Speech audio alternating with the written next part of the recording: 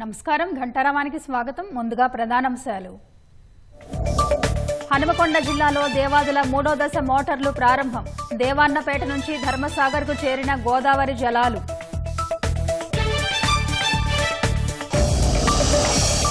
ఇవాళ్టితో ముగియనున్న assembly budget సమావేశాలు. చివరి రోజు ఉభయ సభల్లో ద్రవ్య వినిమయ బిల్లుపై చర్చ.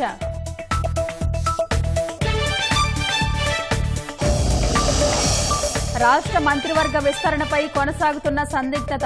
స్థానం కల్పించాలని అధిష్టానానికి లంబాడి మాదిగ నేతల లేఖలు. భద్రాచలంలో 5 అంతస్తుల భవనం కూలిన ఘటనలో ఒకరు మృతి.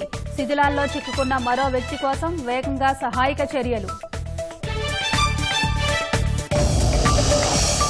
సుంకాల మోత మోగిస్తూనే ఉన్న డొనాల్డ్ ట్రంప్. అమెరికా వాహన దిగుమతులపై 25% టారిఫ్ విధిస్తూ నిర్ణయం.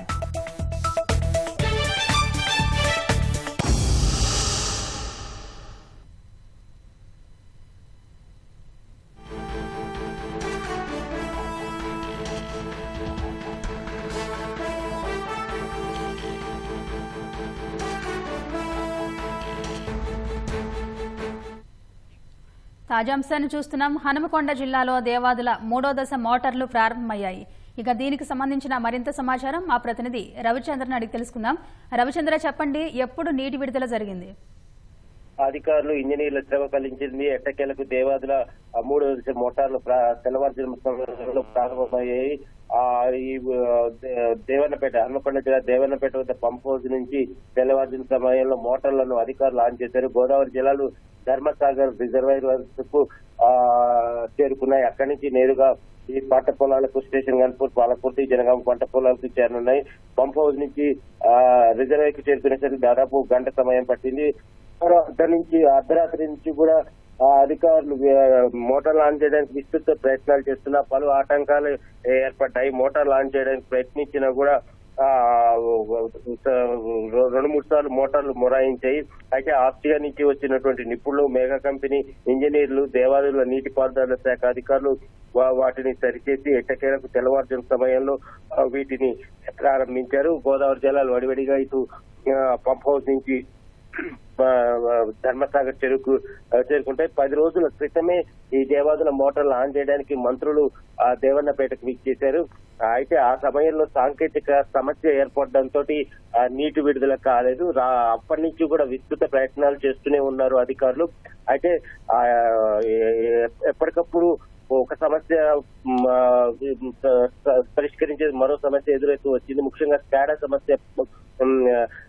స్కాడా సిస్టమ్ పనిచేయకపోవడంతో నీటి విడుదలలో తీవ్ర జాప్యం ఏర్పడింది. అయితే 3 రోజుల క్రితం డ్రై రన్ విజయవంతంగా నిర్వహించారు. ఆ తర్వాత వెట్ రన్ మాత్రం చాలా సమస్యలు తెచ్చిపెట్టి నీటి విడుదల కాలేదు. కానీ ఆస్ట్రేలియా నుంచి వచ్చినటువంటి నిపుణులు, అలాగే ఇక్కడ స్థానికంగా ఉన్నటువంటి ఇంజనీర్లు తోటి, అలాగే నీటి పారుదల శాఖ అధికారుల కృషితోటి ఈ దేవాదుల మోటార్ పంపులు ఆన్ అయ్యాయి. నీటి విడుదల యథావిధిగా జరుగుతోంది. ఒక మోటార్ ఆన్ చేస్తేనే 60,000 ఎకరాల దాకా ఈ స్టేషన్ గన్పూర్, జనగామ, పాలకుర్తి తదితర ప్రాంతాల్లో ఎండిపోతున్న వరి పంటలకు నీరందించి వాటికి ఊపిరి పోసినట్లు అవుతుంది. అందు గురించి ఎండలు ఎక్కువ అవడంతో ఏ విధంగానైనా ఈ మోటార్లు ఆన్ చేసి సత్వరమే నీటి విడుదల చేయాలని అధికారులు, ముఖ్యంగా అమాత్యులు భావించి ఈ మోటార్లను సరి చేయడానికి విస్తృత ప్రయత్నాలు చేసినా ఫలించలేదు. 10 రోజుల తర్వాత ఇవాళ మోటార్లు ఆన్ అయ్యి నీటి విడుదల యథావిధిగా సాగుతోంది. దీంతో ఈ స్టేషన్ గన్పూర్, పాలకుర్తి, జనగామ తదితర ప్రాంతాల్లో వేలాది ఎకరాలకు ఇక నీరు అందుతుంది. పంటలను ఎండిపోకుండా ఈ గోదావరి జలాలు రక్షించినట్లు అవుతుంది. దీంతో అధికారులంతా కూడా దేవన్నపేట పంపు వద్ద సంబరాలు జరుపుకున్నారు. ఈ విషయాన్ని మంత్రులకి, ఉన్నత అధికారులు కూడా తెలియజేశారు. యథావిధిగా ప్రస్తుతం నీటి విడుదల జరుగుతోంది. ధన్యవాదాలు రవిచంద్ర.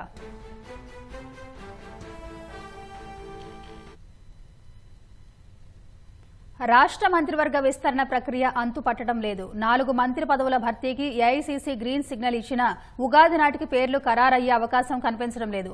ఇప్పటి వరకు స్తబ్దుగా ఉన్న లంబాడి, మాదిగ సామాజిక వర్గాలు తమకు కూడా మంత్రివర్గంలో స్థానం కల్పించాలని అధిష్టానానికి లేఖలు రాశాయి. రాష్ట్రంలో ఖాళీగా ఉన్న 6 మంత్రి పదవుల్లో 4 భర్తీ చేసేందుకు ఏఐసీసీ పచ్చజెండా ఊపింది. ఇప్పటికే రాష్ట్ర కోర్ కమిటీ నుంచి అభిప్రాయాలు సేకరించిన ఏఐసీసీ సామాజిక సమతుల్యతను పాటిస్తూ మంత్రివర్గ విస్తరణ పూర్తి చేస్తుందని పీసీసీ వర్గాలు స్పష్టం చేస్తున్నాయి. మంత్రి పదవి కోసం భారీ ఎత్తున పోటీ నెలకొనగా అందులో కొందరి పేర్లను మాత్రమే పరిగణలోకి తీసుకున్నట్లు తెలుస్తోంది. ఒక రెడ్డి, 2 బీసీలు, ఒక ఎస్సీకి మంత్రివర్గంలో చోటు లభిస్తుందని 2 రోజులుగా విస్తృతంగా ప్రచారం జరుగుతోంది. అయితే ఇందులో చెన్నూరు ఎమ్మెల్యే మాల సామాజిక వర్గానికి చెందిన గడ్డం వివేక్ వెంకటస్వామికి మంత్రి పదవి ఖరారయ్యే అవకాశం ఉన్నట్లు పార్టీ వర్గాలు చెబుతూ వస్తున్నాయి. అదేవిధంగా దేవరకొండ నుంచి ప్రాతినిధ్యం వహిస్తున్న బాలు నాయక్ కూడా మంత్రి పదవిని ఆశిస్తున్నట్టు తెలుస్తోంది. అయితే ప్రస్తుతమున్న పరిస్థితుల్లో లంబాడీ సామాజిక వర్గానికి మంత్రి పదవి ఇవ్వడం సాధ్యం కాదని పీసీసీ వర్గాలు వెల్లడిస్తున్నాయి. ఈ నేపథ్యంలో ఆ 2 సామాజిక వర్గాలకు చెందిన ఎమ్మెల్యేలు ఏఐసీసీ అధ్యక్షుడు మల్లికార్జున ఖర్గేకు లేఖలు రాశారు.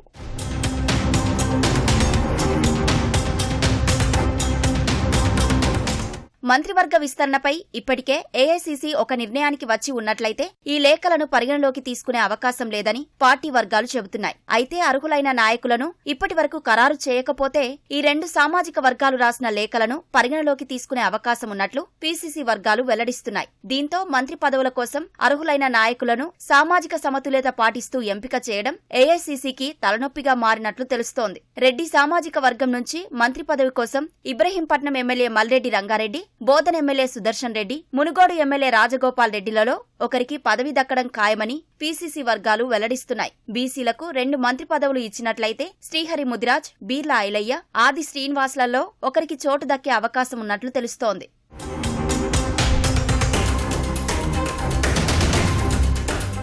వచ్చే నెల మొదటి వారంలో నూతన మంత్రులు ప్రమాణ స్వీకారం చేస్తారని, ఏప్రిల్ 3వ తేదీన మంత్రివర్గ విస్తరణ ఉంటుందని పార్టీ వర్గాలు చెబుతున్నాయి. తాజా రాజకీయ పరిణామాల దృష్ట్యా మంత్రి పదవుల కోసం అభ్యర్థుల ఎంపిక ప్రక్రియ తుది రూపునకు వచ్చినప్పటికీ ఈ లేఖల కారణంగా మరొకసారి అభ్యర్థుల ఎంపికపై అధిష్టానం ఆరా తీసే అవకాశం ఉన్నట్లు తెలుస్తోంది. డీసీసీ అధ్యక్షుల సమావేశం కోసం ఇవాళ ఢిల్లీ వెళ్తున్న మహేష్ కుమార్ గౌడ్ కాంగ్రెస్ పెద్దల్ని కూడా కలిసే అవకాశం ఉన్నట్టు తెలుస్తోంది. భద్రాచలం పట్టణంలో 5 అంతస్తుల భవనం కూలిన ఘటనలో ఒకరు మృతి చెందారు. శిథిలాల కింద చిక్కుకుని కామేశ్వరరావు అనే వ్యక్తి చనిపోయాడు. బుధవారం అర్ధరాత్రి దాటాక సహాయ బృందాలు కామేశ్వరరావును బయటకు తీసుకొచ్చాయి. భవనం శిథిలాల కింద మరో వ్యక్తి ఉపేందర్ ఉన్నారు. అతన్ని బయటికి తీసేందుకు రెస్క్యూ సిబ్బంది సహాయ చర్యలు కొనసాగిస్తున్నారు. బుధవారం మధ్యాహ్నం 2:40 సమయంలో భద్రాచలం సూపర్ బజార్ సెంటర్లో నిర్మాణంలో ఉన్న భవనం ఉన్నట్లుండి ఒక్కసారిగా కూలిపోయింది. దీంతో అందులో పనిచేసేందుకు వచ్చిన 2 తాపీ కార్మికులు చిక్కుకుపోయారు. సమాచారం అందిన వెంటనే కలెక్టర్ జితేశ్వీ పాటిల్, ఎస్పీ రోహిత్ రాజ్ సంఘటనా స్థలానికి వెళ్లి రెస్క్యూ సిబ్బందితో శిథిలాల తొలగింపు పనులు చేపట్టారు. శిథిలాలను తొలగించే యత్నంలో గ్రౌండ్ ఫ్లోర్ పిల్లర్లు, స్లాబు కూలాయి. దానిపై మిగిలిన అంతస్తుల స్లాబులు పేర్చినట్లు పడిపోయాయి. భవనం పక్కనే ఖాళీ స్థలం ఉండడంతో ఖాళీ స్థలం నుంచి భవనం పునాదిలోనికి కన్నం చేసి అక్కడి నుంచి గ్రౌండ్ ఫ్లోర్లోకి వెళ్లిన రెస్క్యూ బృందం కామేశ్వరరావును బయటకు తీసుకువచ్చారు. 10 గంటలు ఏకదాటిగా ప్రయత్నించి ఒక వ్యక్తిని బయటకి తీశామన్న కలెక్టర్, ఎస్పీ మరొక వ్యక్తి ఉపేంద్ర మధ్య భాగంలో ఉండడం వల్ల ఇంకా లోపలికి వెళ్లడానికి చాలా సమయం పడుతుందన్నారు. కింది నుంచి అప్రోచ్ తవ్వేసుకుంటూ ఇది ఆపరేషన్ జరిగింది. అండ్ దీంట్లో మన ఎన్డీఆర్ఎఫ్ టీం కూడా సాయం చేసింది. సో దీనివల్ల మనం ఒక మనిషికి కామేశ్వరరావు అని మనిషికి మన హాస్పిటల్ కి పంపించాము. ఇంకొక మనిషి ఉన్నారని మనకి సమాచారం ఉంది. కానీ ఇది కొలాప్స్ ఏదైతే అయిందో దీనికి మేము ఇంకా లేయర్ బై లేయర్ తీసుకుంటూ మనము వాళ్ళకి కూడా లొకేట్ చేయడానికి పూర్తి ప్రయత్నాలు చేస్తాము. సో ఇప్పుడు ఇంకా ఈ డెబ్రిస్ ఏదైతే ఉందో మొత్తం తీసినాక మనకి ఐడియా వచ్చేస్తుంది. ఇంకెవరైతే చిక్కుకున్నారో వారి గురించి కూడా గాలింపు చర్యలు చేపడతాము. ఇంకొకరి కోసం కూడా ఇదే దాంతో మేము చేస్తాము. ఆక్సిజన్ అందిస్తూ తాగునీరు ఇస్తూ బయటకు తీసినప్పటికీ కామేశ్వరరావు ఆసుపత్రిలో చికిత్స పొందుతూ మృతి చెందాడు. తాపీ మేస్త్రి ఉపేంద్రను కూడా వెలికి తీయాలని ఉపేంద్ర కుటుంబ సభ్యులు కన్నీరు మున్నీరుగా విలపించారు.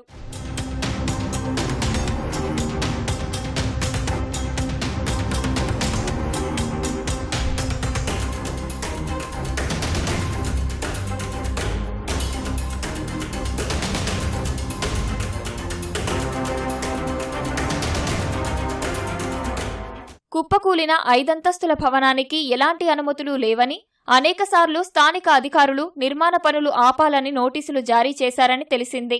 ఇంటి యజమాని ఎస్కే మౌలానా అలియాస్ శ్రీపతి శ్రీనివాస్ దంపతులు 2 ఏళ్లుగా నిర్మాణ పనులు చేస్తూనే ఉన్నారని అధికారులు తెలిపారు. సుమారు 20 సంవత్సరాల పాత భవనంపై సన్నటి పిల్లర్లతో 5 అంతస్తులు నిర్మించడం వల్లే భవనం కూలిపోయిందని అధికారులు తెలిపారు. సో దీనికి ఎటువంటి పర్మిషన్ లేదు ఈ బిల్డింగ్ కి, అండ్ వాళ్ళకి నోటీసెస్ గ్రామ పంచాయతీ తరఫున కూడా పోయినాయి. ఇది మన స్థానికులందరికీ కూడా తెలుసు, అండ్ వాళ్ళకి కంటిన్యూస్ గా పర్సుయేషన్ చేసుకుంటూ authorities are trying to stop the construction. అయినా వాళ్ళు అట్లా చేసుకుంటూ పోయారు, and now we're seeing the result. So 100% ఎవరైనా బాధ్యులు ఉన్నారు వాళ్ళ మీద we will take strict action, and ఇట్లాంటివి ఇంకా జరగకుండా we will show the effect on the field. భవనం కుప్పకూలిన ఘటనలో ఇంటి యజమానులు క్షేమంగా ఉన్నట్లు తెలిసింది. భద్రాచలంలో అనుమతులు లేకుండా నిర్మిస్తున్న 5 అంతస్తుల భవనం కూలిపోయి అమాయకులు ప్రాణాలు కోల్పోయారని గోషామహల్ ఎమ్మెల్యే రాజాసింగ్ ఆవేదన వ్యక్తం చేశారు. హైదరాబాద్తో పాటు తన నియోజకవర్గంలో కూడా అక్రమ నిర్మాణాలు జరుగుతున్నాయన్నారు. కమిషనర్, జోనల్ కమిషనర్, సీసీపీకి అనేక సార్లు ఫిర్యాదు చేసిన స్పందన కరువైందన్నారు. జీహెచ్ఎంసీ అవినీతికి అడ్డాగా మారిందంటూ రాజాసింగ్ తీవ్ర స్థాయిలో మండిపడ్డారు.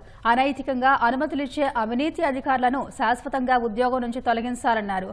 అందుకోసం ప్రత్యేక దర్యాప్తు బృందాన్ని ఏర్పాటు చేయాలని మున్సిపల్ మంత్రికి, ముఖ్యమంత్రికి రాజాసింగ్ విజ్ఞప్తి చేశారు. భద్రాచలంలో ఒక 5 ఫ్లోర్ ఒక పెద్ద బిల్డింగ్ పడిపోయింది. అట్లాంటి క్రమ నిర్మాణాలు ప్రతి ఒక్క నియోజకవర్గంలో జరుగుతున్నాయి. నా నియోజకవర్గంలో కూడా చాలా వరకు ఇన్లీగల్ కన్స్ట్రక్షన్ జరుగుతుంది. లోకల్ కంప్లైంట్ ఇస్తున్నారు. నేను రైటింగ్ అని కూడా కంప్లైంట్ ఇచ్చిన. చాలా వరకు మా హైదరాబాద్ మున్సిపల్ కార్పొరేషన్ ఒక కరప్షన్ కి అడ్డా తయారైపోయింది. కమిషనర్ కి గాని, జోనల్ కమిషనర్ కి గాని, సిసిపికి గాని ఎన్నోసార్లు కంప్లైంట్ ఇచ్చినాం.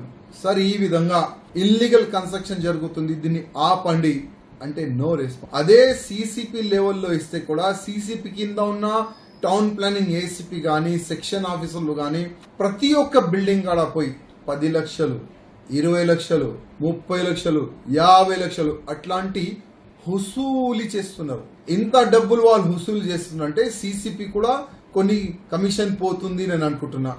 దీంట్లో కొంత వాటా కమిషనర్ గారికి వెళ్తుందో లేదో అదైతే నేను చెప్పలేను. ఎందుకంటే చాలా పెద్ద పెద్ద వీళ్ళకి కరప్షన్ వీళ్ళు చేస్తున్నారు కదా, పెద్ద పెద్ద అమౌంట్ వీళ్ళకి వస్తుంది కదా. దానివల్లనే మున్సిపల్ అధికారులు ఇల్లీగల్ కన్స్ట్రక్షన్ పైన ఏమీ కూడా యాక్షన్ తీసుకోవట్లేదు.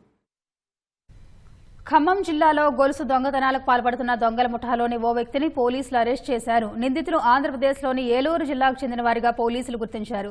వ్యసనాలకు బానిసైన నిందితులు జల్సాలకు డబ్బులు సరిపోకపోవడంతో దొంగతనాలకు అలవాటు పడ్డారని పోలీసులు తెలిపారు. గతేడాది జూన్ 3న కల్లూరులోని విశ్రాంతి ఉపాధ్యాయులు నరసింహాచార్యులు మెడలోని గొలుసు దొంగతనం చేసి పరారయ్యారు. నవంబర్ 25న సత్తుపల్లి మండలం యాతాలకుంటలో మహిళ మెడలోని బంగారు గొలుసు చోరీ చేసినట్టు పోలీసులు తెలిపారు.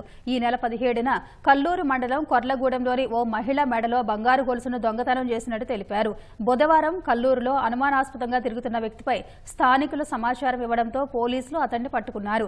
నిందితుడి నుంచి 2 బంగారు గొలుసులు స్వాధీనం చేసుకున్నట్టు ఏసీపీ తెలిపారు.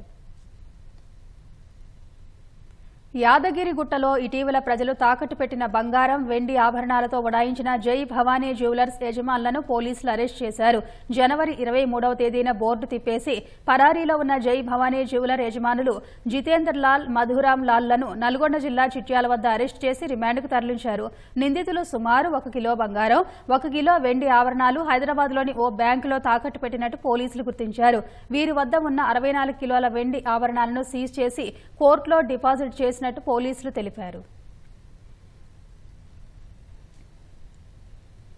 కొన్ని రోజులుగా తప్పించుకు తిరుగుతున్న గంజాయి లేడీ డాన్ సంగీత సాహును పోలీసులు అరెస్ట్ చేసి హైదరాబాద్కు తీసుకొచ్చారు.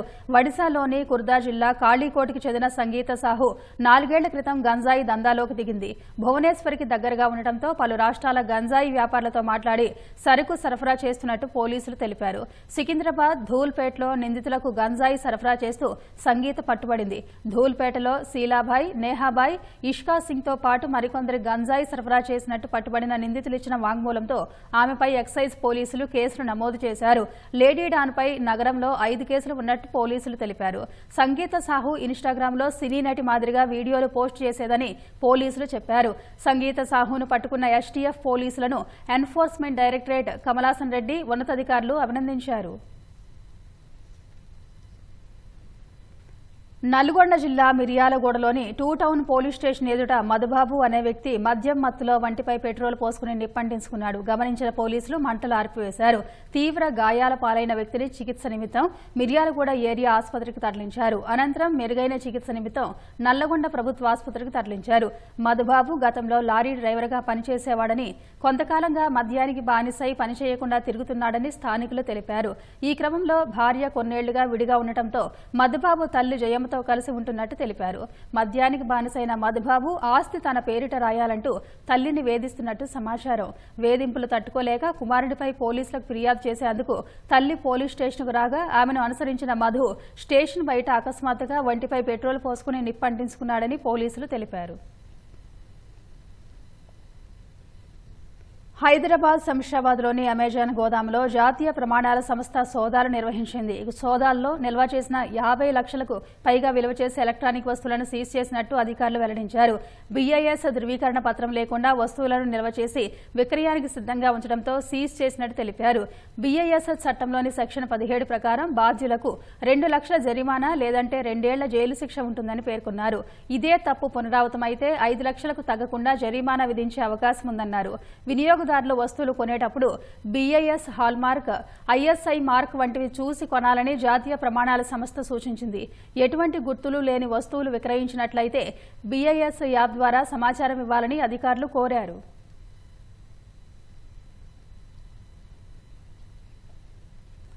రంజాన్ మాసాన్ని పురస్కరించుకుని రాష్ట్ర వ్యాప్తంగా ఇఫ్తార్ విందులు కొనసాగుతున్నాయి. హైదరాబాద్ హిమాయత్ నగర్ లో పలువురు కాంగ్రెస్ నాయకులు ఇఫ్తార్ విందు ఏర్పాటు చేశారు. ముస్లింలకు ఖర్జూర ఫలాలు తినిపించి ఉపవాస దీక్ష విరమింపజేశారు. సికింద్రాబాద్ నల్లగుట్ట మసీదు వద్ద ఏర్పాటు చేసిన ఇఫ్తార్ విందులో మాజీ మంత్రులు తలసాని శ్రీనివాస్ యాదవ్, మహమూద్ అలీ, ఎమ్మెల్యే పద్మారావు హాజరయ్యారు. నాంపల్లి గృహకల్పలోని TNGOS ప్రధాన కార్యదర్శి ముజీబ్ హుస్సేన్ ఆధ్వర్యంలో ఇఫ్తార్ విందు ఏర్పాటు చేశారు.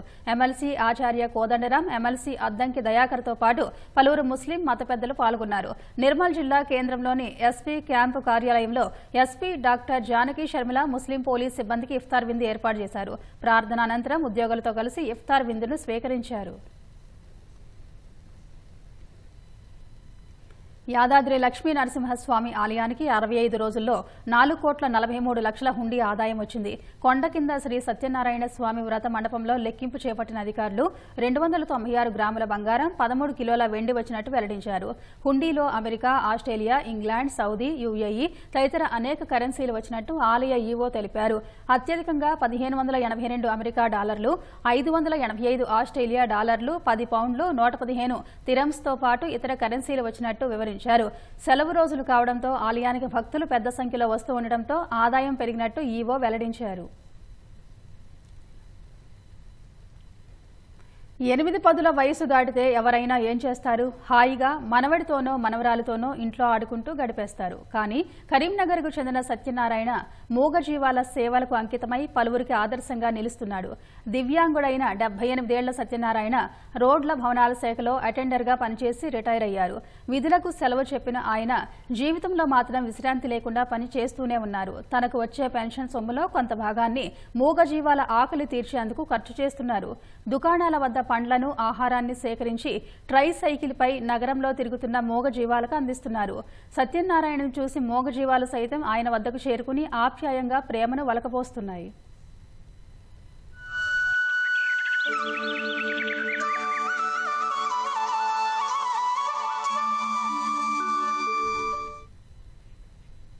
అమెరికా అధ్యక్షుడు డొనాల్డ్ ట్రంప్ సుంకాల మోత మోగిస్తూనే ఉన్నారు. తాజాగా అమెరికా వాహన దిగుమతులపై 25% టారిఫ్ విధిస్తున్నట్టు ప్రకటించారు.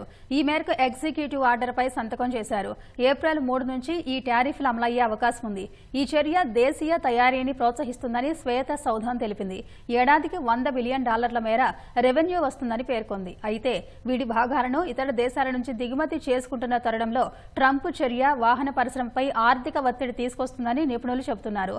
అమెరికా అమెరికా వాహన తయారీదారులు వివిధ దేశాల నుంచి విడి భాగాలు దిగుమతి చేసుకుంటున్నారని, తద్వారా ఖర్చులు పెరిగి అమ్మకాలు తగ్గే అవకాశం ఉందని హెచ్చరిస్తున్నారు. ట్రంప్ ప్రకటన తర్వాత దిగ్గజ సంస్థ జనరల్ మోటార్స్ షేరు 3% పతనమైంది. సుంకాలు విధించడం వల్ల బయటి దేశాలకు తరలి వెళ్లిన సంస్థలన్నీ మళ్లీ అమెరికాలో తమ ప్లాంట్లను ఏర్పాటు చేయడానికి ముందుకు వస్తాయని ట్రంప్ గతంలో చెప్పారు. అయితే ఇప్పటికీ అమెరికాలోని వాహన తయారీ సంస్థలు కెనడా, మెక్సికో సహా ఇతర దేశాల నుంచి విడిభాగాలను దిగుమతి చేసుకుంటున్నాయి. కంప్యూటర్ చిప్పులు, ఫార్మాస్యూటికల్ డ్రగ్స్, రాగి, కలపపైన సుంకాలు విధించేందుకు ట్రంప్ సన్నాహాలు చేస్తున్నారు.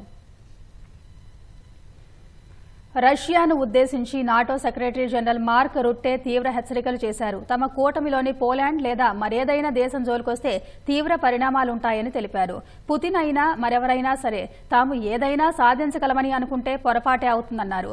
ఉక్రెయిన్ యుద్దం ముగింపు విషయంలో అమెరికా, రష్యా మధ్య చర్చల్లో మాస్కోదే పైచేయిగా నిలిచే అవకాశం ఉందనే వార్తల మధ్య రుట్టే వ్యాఖ్యలు ప్రాధాన్యం సంతరించుకున్నాయి.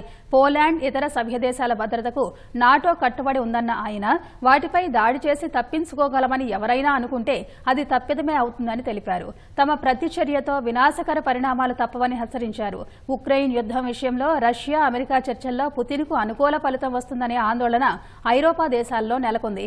మాస్కో తన సైన్యాన్ని తిరిగి బలోపేతం చేసేందుకు, భవిష్యత్తులో ఈ ప్రాంతంలో ఇతర దేశాలను బెదిరించేందుకు ఇది అవకాశం కల్పిస్తుందని భావిస్తున్నాయి. అయితే ఉక్రెయిన్ సమస్యకు పరిష్కారం ఇతర దేశాలపై రష్యా దాడులకు దారితీస్తుందని తాను నమ్మడం లేదని అమెరికా అధ్యక్షుడు ట్రంప్ ఇటీవల తెలిపారు. అమెరికాకు చెందిన హవాయి ద్వీపంలో అత్యంత క్రియాశీల అగ్నిపర్వతాల్లో ఒకటైన కిలోవేయ మరోసారి విస్ఫోటనం చెందింది. దాని నుంచి పెద్ద ఎత్తున లావా ఉబికి వస్తోంది. తొలుత మంగళవారం విస్ఫోటనం చెందిన అగ్నిపర్వతం ఇవాళ మరోసారి బద్దలై పెద్ద ఎత్తున లావాను వెదజల్లుతోంది. హవాయి జాతీయ ఉద్యానవనం లోపల ఉన్న కాల్డెరాలోనే లావా నిలిచిపోయిందని అధికారులు తెలిపారు. లావా వల్ల సమీపంలోని నివాస ప్రాంతాలకు ప్రమాదం లేదని స్పష్టం చేశారు. గతేడాది డిసెంబర్ నుంచి కిలోవేయ అగ్నిపర్వతం పలుమార్లు విస్ఫోటనం చెందిందని పేర్కొన్నారు. ఐపీఎల్ 18వ సీజన్లో కోల్కతా నైట్ రైడర్స్ జట్టు తొలి విజయం నమోదు చేసింది. తన తొలి మ్యాచ్లో బెంగళూరు జట్టుపై ఓటమి పాలైన కోల్కతా జట్టు రాత్రి రాజస్థాన్ రాయల్స్తో జరిగిన మ్యాచ్లో 8 వికెట్ల తేడాతో విజయం సాధించింది. ఈ మ్యాచ్లో మొదట బ్యాటింగ్ చేసిన రాజస్థాన్ జట్టు 20 ఓవర్లలో 9 వికెట్ల నష్టానికి 151 పరుగులు చేసింది. రాజస్థాన్ బ్యాటర్లలో ఒక్కరు కూడా చెప్పుకోదగిన పరుగులు చేయలేకపోయారు. తర్వాత 152 పరుగుల లక్ష్యంతో బరిలోకి దిగిన కోల్కతా జట్టు 17.3 ఓవర్లలో 2 వికెట్లు మాత్రమే కోల్పోయి విజయాన్ని అందుకుంది. కోల్కతా బ్యాటర్లలో డికాక్ 97 పరుగులతో నాటౌట్గా నిలవడం సహా ప్లేయర్ ఆఫ్ ద మ్యాచ్ అందుకున్నాడు. కాల్పుల విరమణ ఒప్పందం పొడిగింపునకు హమాస్ అంగీకరించకపోవడంతో ఇజ్రాయెల్ దాడుల్లో గాజా రక్తమోడుతోంది. ఇప్పటి వరకు 800 మందికి పైగా ప్రాణాలు కోల్పోయారు. గత 24 గంటల్లో మరో 59 మంది చనిపోయారు. గాజాలో జీవనం రోజురోజుకు దిగజారి దినదిన గండంగా మారడంతో పాలస్తీనా ప్రజలు హమాస్పై ఎదురు తిరుగుతున్నారు. పెద్ద ఎత్తున రోడ్లపైకి చేరి ఆందోళనలు చేస్తున్నారు. గాజా పట్టీపై ఇజ్రాయెల్ దాడులు ఆపకుంటే బందీలు శవపేటికల్లో వస్తారని హమాస్ హెచ్చరించింది.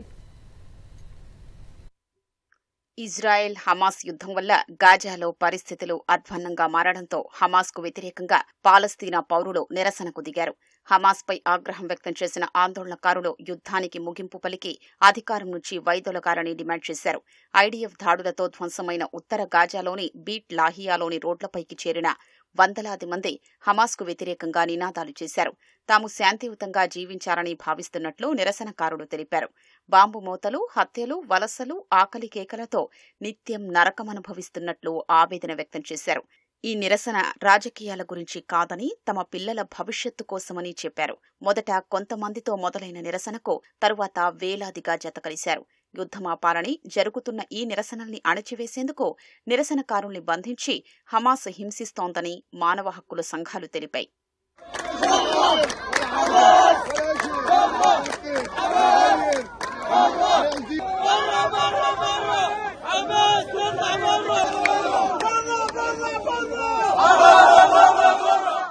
ఇజ్రాయెల్ భీకర దాడుల నేపథ్యంలో హమాస్ తీవ్ర హెచ్చరిక చేసింది.